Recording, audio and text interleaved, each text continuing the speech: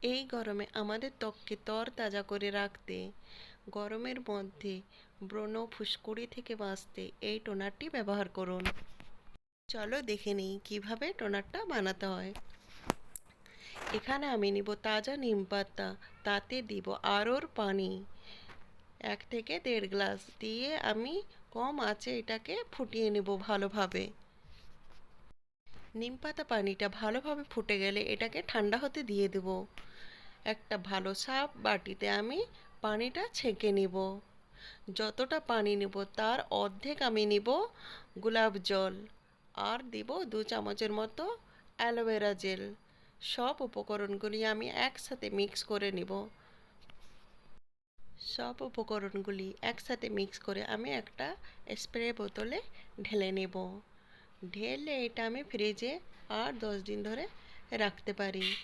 রেখে আমার ফেসে যখন মর্জি দিতে পারি, সকাল সন্ধ্যা রাত দিন, দিনে 4 বার থেকে 5 বার, 2 বার থেকে 3 বার, যত মর্জি দিতে পারো, এর কোনো ক্ষতি নাই, এর উপকারিতা অনেক। চলো, thank you so much, by.